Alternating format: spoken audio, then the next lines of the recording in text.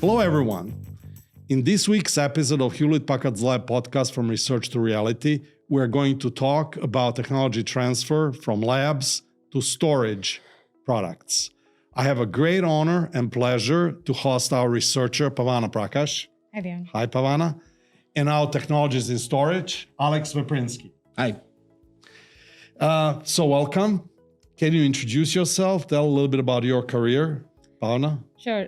So starting off, my name is Pavana Prakash, and I work as a research scientist at the Systems Architecture Lab here at Hewlett-Packard Labs.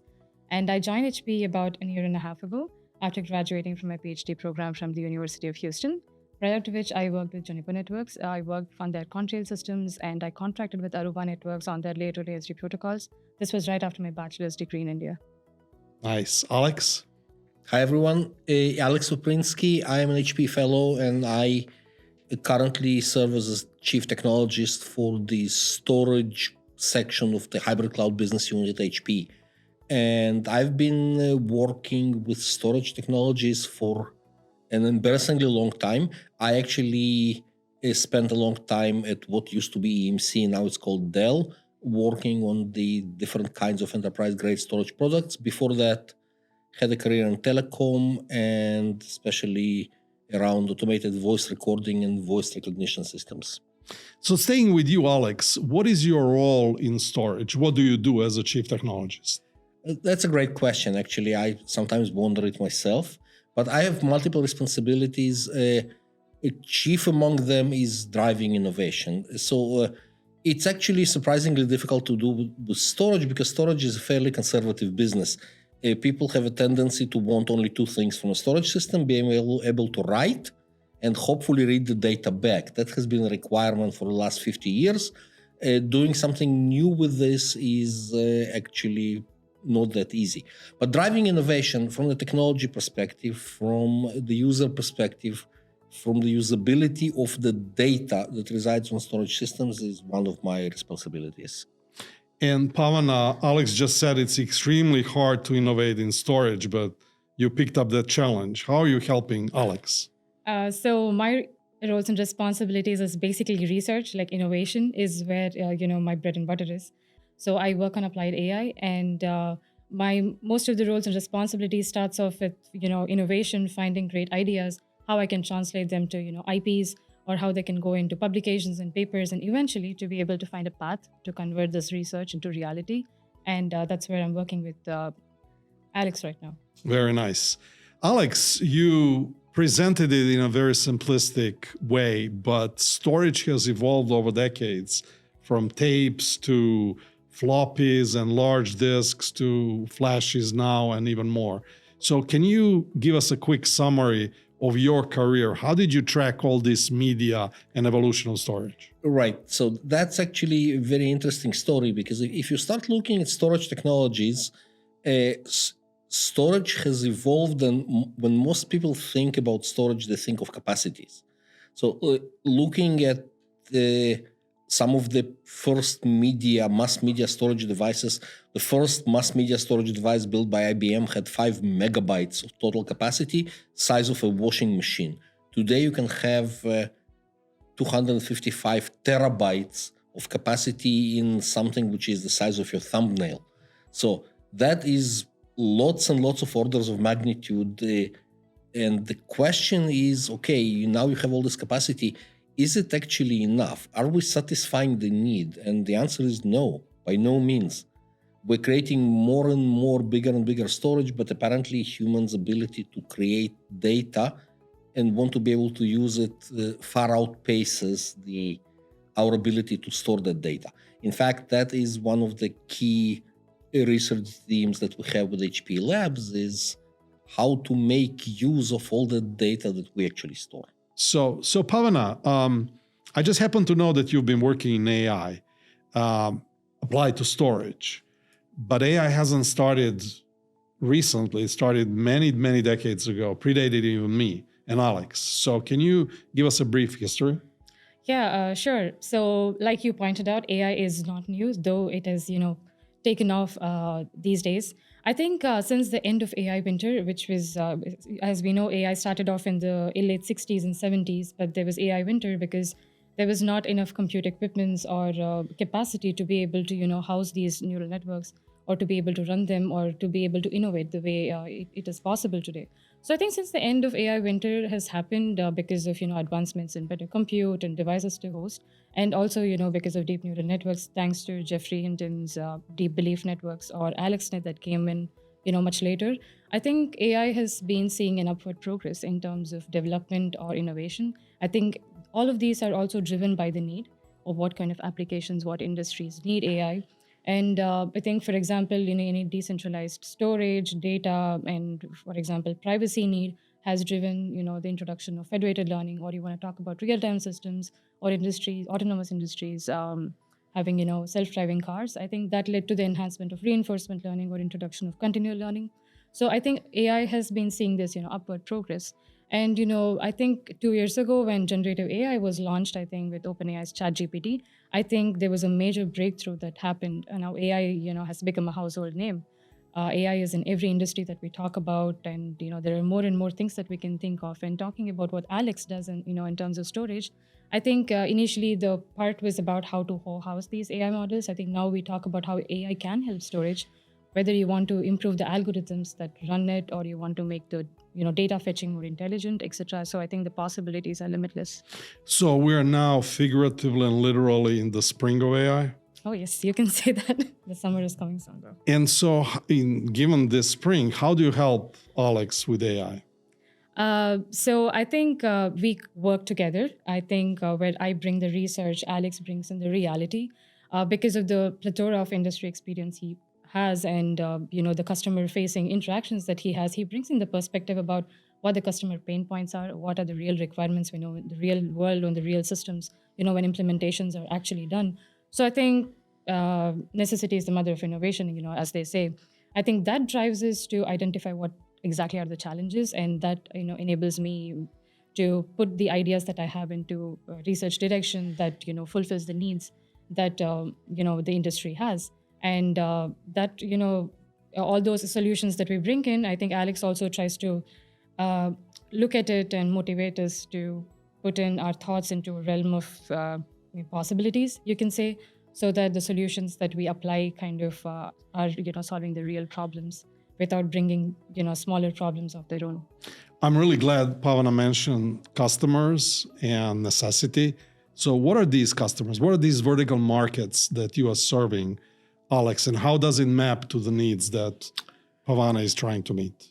Right. So actually there are multiple verticals that serve the world of storage today, because storage is, so to speak, at the bottom of the barrel of application stacks, and the world is kind of broken roughly into two pieces. There's the structured data. Those are your credit card transactions. Those are your applications that figure out how much inventory do you need of any given time. Those things are growing because the capacities are growing. We're consuming more and more stuff. However, the vast majority of the world is actually served by what's called unstructured data. It's called this way because it has no structure, it has no relationships, no semantics. It is generated from multitude of sensors. In fact, 80% of all the unstructured data is actually not generated by people. It's generated by other machines. For the longest time, it has been completely neglected and ignored. So in terms of vertical applications, fundamentally for structured data, speeds and feeds count for the result, because you need to have faster infrastructure to avoid waits from a consumer perspective. The best example people can give is a credit card transaction. When you try and swipe your credit card, the store doesn't want you to wait more than 30 seconds because there are other people behind you. That essentially drives the implementation of the entire vertical stack for structured data, and that's pretty close. All the applications look the same. Unstructured data is slightly different because it is mainly used to power the AI applications nowadays.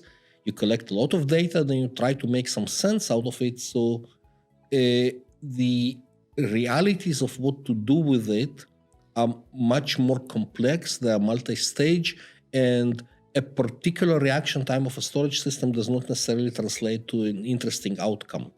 But in all cases, one thing I want to say in both cases, the fundamental innovation that's coming out of labs nowadays is breaking the barriers of some of the deterministic behaviors around storage systems.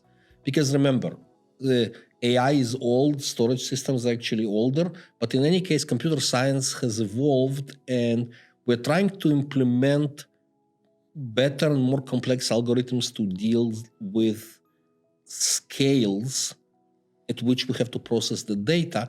What we end up seeing nowadays is that some of those deterministic algorithms that are very mature, so to speak, can no longer scale to deliver the necessary answers.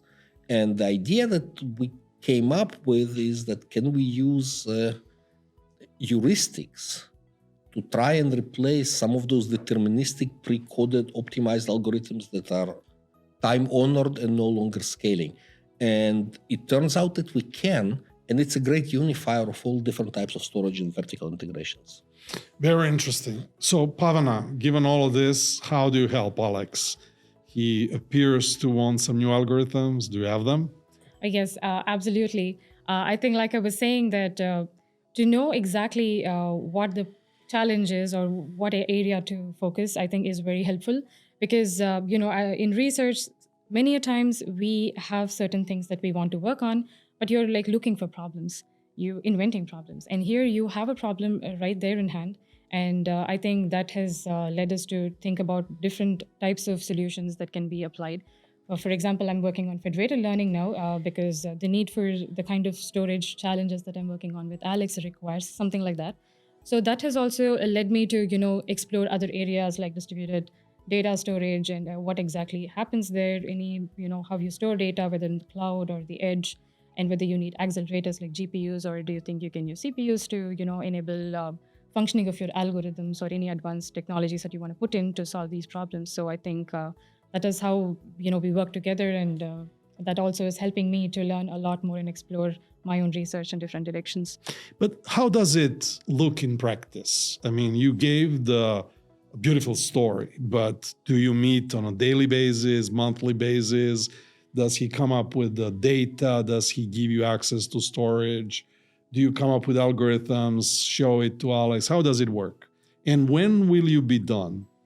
Okay, I think you pretty much almost gave a high-level idea of how exactly we work. Yes, so let's say that when we started off, Alex said that this is the challenge we have. And we think that, something like, I don't know how much of it I can speak in detail. So we said that, I think this is possibly an option. This can be a solution. And then we quickly went back, did like a POC, an end-to-end system that, tries to address this challenge. And Alex did look at it, and it was working really well.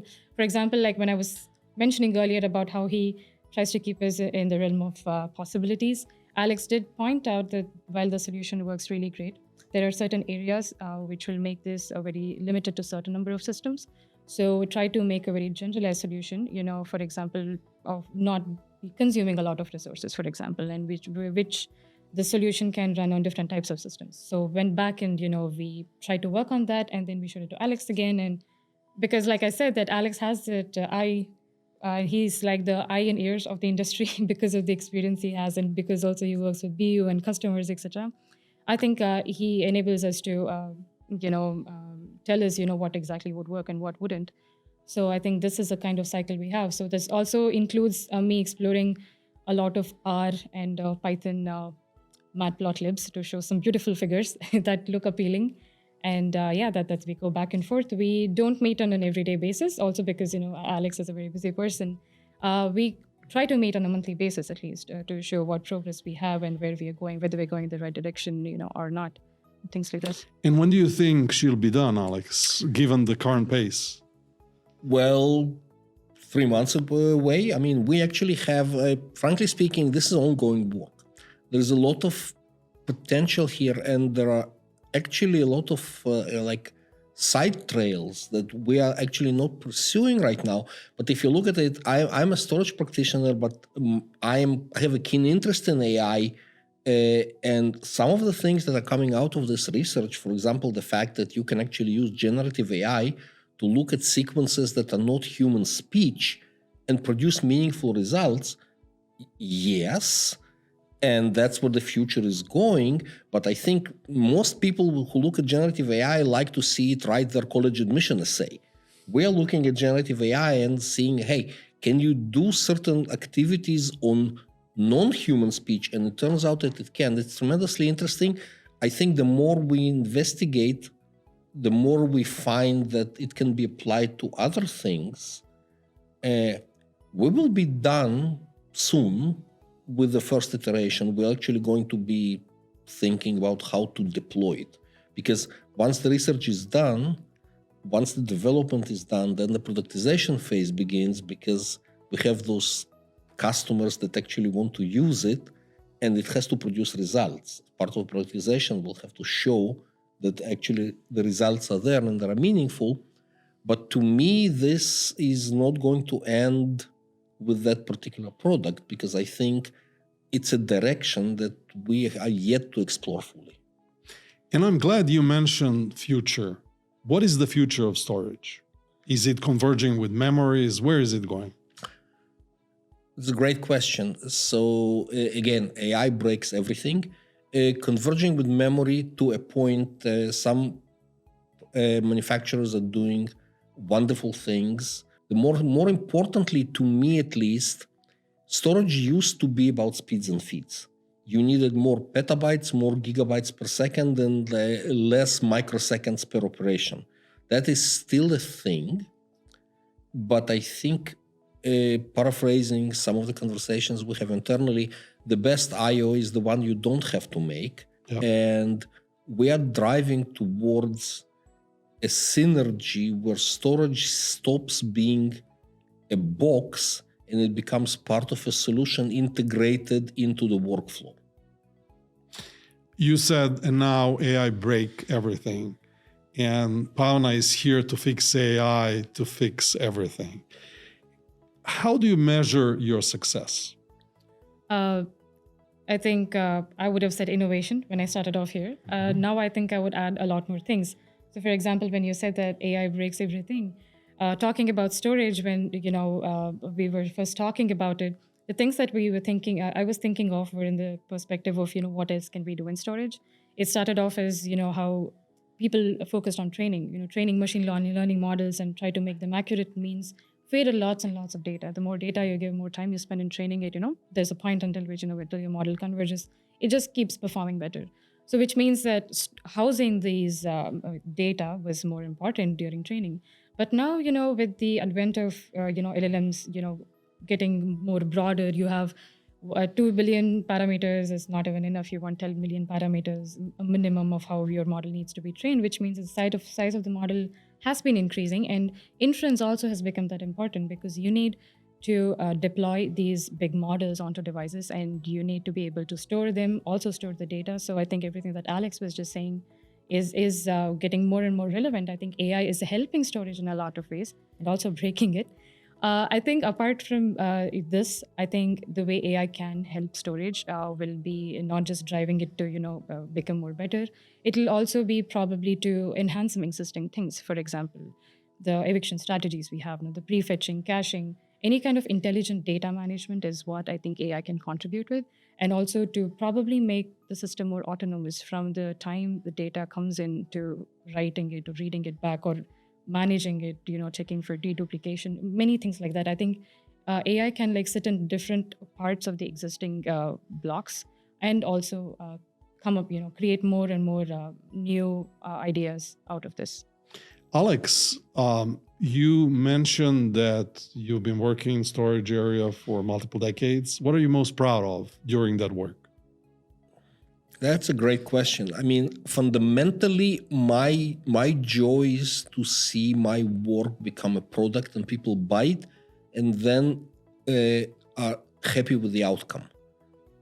And this is actually in our industry, This is not, neither one of those steps is a given. Getting your getting your work become a product is one thing. Getting that product to be successful is another. Getting customers to like your product, even though it's successful, it's actually a separate problem. And to me, I've been very, very fortunate to be able to bring multiple successful products in different areas to the market.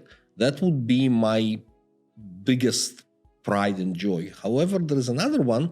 Another one is staying relevant. Staying relevant in our world is difficult because people tend to become more and more specialized. They tend to become having more and more narrow focus. So keeping an open mind is not easy. So being able to partake in different technical areas is something I am very happy to say I'm successful. Nice, and congratulations for your successes. Pavana, what about you? What are you most proud of? I would like to talk about AI, saying that how AI has become a household name now. And I'm proud of the fact that somehow I have been able to contribute to the field of AI in terms of algorithm development or research during my PhD times, or being able to apply it to products somehow. Like Alex said, not that I'm going to write one algorithm and tomorrow someone's going to be using it in a product. It may not be a direct impact like that, but I see that somehow, for example, if I write some algorithm, and for example, when I'm working with Alex and he says that this works for us and it goes to productization, I think I already say that it is one tiny, tick mark there to make me feel happy. And AI in general, I think because it has enabled so many things around us, I feel dramatically to say that I'm kind of happy that I'm alive during the AI era and I'm somehow part of the movement, and I think makes me very happy. Nice. Alex, do you care about standards, for example, SNIA? Well, let's keep the thing straight. SNIA is not a standard. SNIA is actually an organization. Okay. And generally speaking, standards are important. However, our industry is not very standard abiding. If you look at storage, basically 2/3 of the storage semantics today are not standardized at all. So the thing that standardizes them is actually the industry. Standards are important. I believe that standards set boundaries. They establish a common ground. They prevent us from just going in the wrong direction. So I have use for standards, yes. Do I think they're absolutely required? The jury is still out on that after many, many years. Thank you. And Pavana, are you part of any professional organizations such as ACM, IEEE, Usenix? Yes, absolutely. I initially started, reading papers out of, digital libraries to, keep myself updated with the latest and greatest in technology. I think it transitioned to attending seminars, especially being here in Silicon Valley. I think I'm lucky enough that, I can go to local chapters and attend, some interesting seminars and topics, whether submitting to conferences to get a platform to go present my work. And also I'm part of Women in Engineering and IEEE Young Professionals, so certain chapters like these. I think that have provided an excellent, opportunity for networking, mentorship, etc. So, yeah. Do you both collaborate with universities? Yes, we do. I work with interns, very enthusiastic early PhD interns who bring in a fresh perspective, plethora of ideas, and it feels very nice to work with them. You can also see that in the office, there is a shift in the energies in the summer when they're all here. So yes, I do collaborate. So yes, but not as much as I want to and not nearly as much as I should. There are time demands on this collaboration, but there are multiple universities with which HPE and especially HPE Storage collaborates, and I'm part of that effort, yes. And you can always rely on Pavana. Absolutely, happy to. What was most gratifying in your career? So I think I would like to say a couple of things. One is to be able to do so much work, like in terms of technology, how I can reach people and how I can talk about it. For example, I think when I was in grad school, I volunteered for a Girls in Engineering event where I was part of this team who did really cool demos and conducted some workshops for girls starting from elementary up until high school. This was basically to encourage them to pursue a career in STEM, especially engineering. And the way they, looked up to us and getting so excited about, all it looked like tricks to them, where this was just science.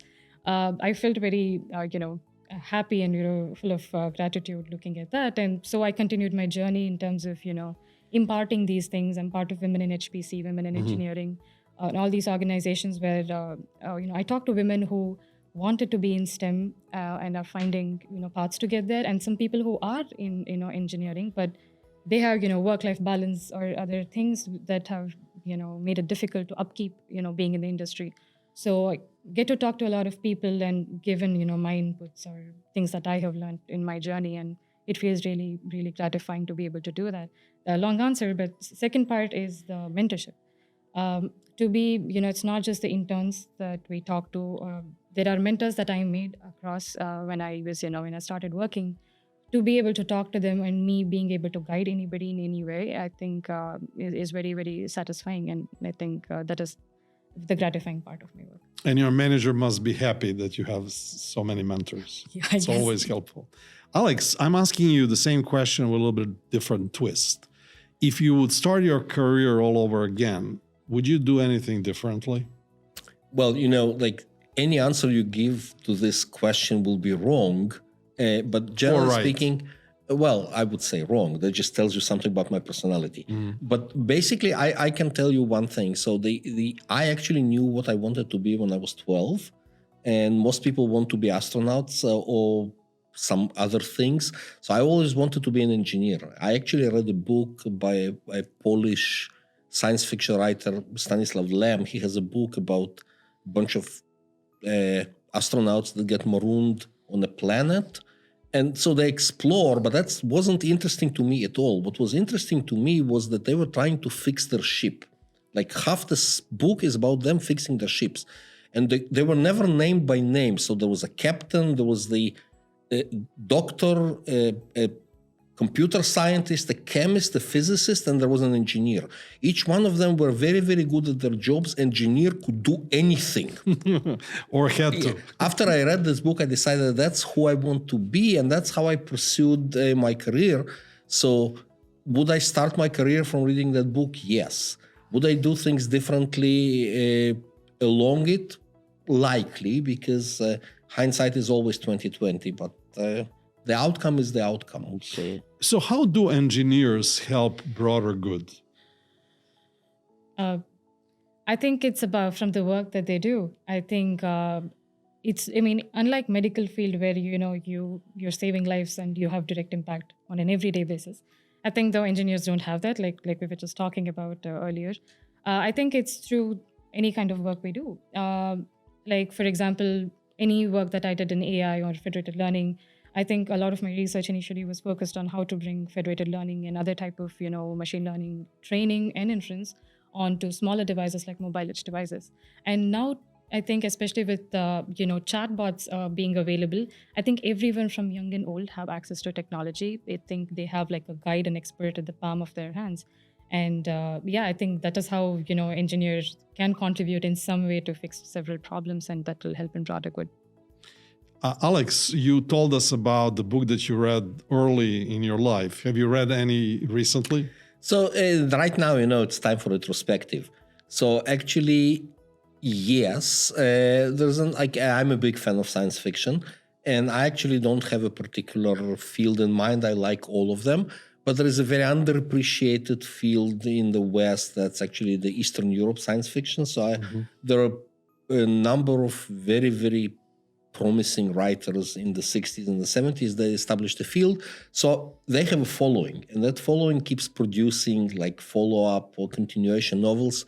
So I did read a few that were quite interesting. I mean, you need to know the lineage in the universe in order to appreciate them properly, but that works for me. Pavana?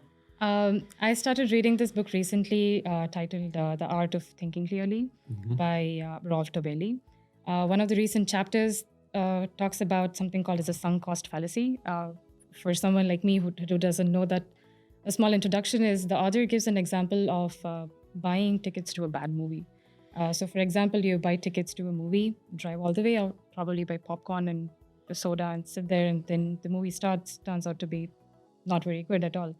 So, do you stay because you spend so much time and energy doing this, or do you think you should leave because it's not worth your time? I think that was very interesting, and translating that to real life, especially in research, there's so many times that we start working on something, and then we reach a point where we should decide whether it's worth our time to move forward or just leave it and like switch on to something else. So I found this really interesting. So for people, I would recommend that. And also this, I'm usually a reader of comic books and science fiction and crime novels. That's what I was raised on. So this book, to be honest, is probably the first of the kind I'm reading. So it's just catching my attention. It's really interesting. And when you two don't read books, what do you do? I'm a big fan of metal music, like music of any kind, basically. I love going to concerts, and this area has a very nice music scene. And I also like going outdoors, spending time in nature, going for a hike, biking, etc. And I think California has a lot of places like that, and I've recently started to explore that. Other than that, I like learning new languages, learning about new cultures. So that's where I spend my time. Alex? Yeah, so going out, nature is fine. But again, for me, nature needs to be a little more domesticated. So I don't mind going on day trips, but I'd like to finish them in a nice bed. I don't do tents. You wouldn't believe it, but video games, I believe it. First-person shooters, those evolved quite dramatically. I still like them. And reading good books and spending time with my family. Thank you. And I don't know, but I have a feeling that neither of you grew up in Milpitas or surrounding area. How is life where you were born and where you grew up different than the area here? Who wants to start? So I can start. Again, my journey is somewhat complicated. So if you ask me about the place I was born, I was actually born in Ukraine. It used to be part of the Soviet Union. I spent my youth in Kiev. So the argument would be, how is Milpitas different from Kiev, or in so many ways? But one of the things that I can tell you, public transportation was much better in Kiev. It existed. Yes, you can say that. Yeah. Pavana, how about you? I was born and raised in the Silicon Valley of India, Bangalore. So apart from the name, I think there are a lot of similarities between the two places. Whether the weather is very good, the food is very nice, and it's a cultural parboil. You have people coming from a lot of different parts of the country in India and here different parts of the world in the Silicon Valley, I think. So it makes me miss home a little less.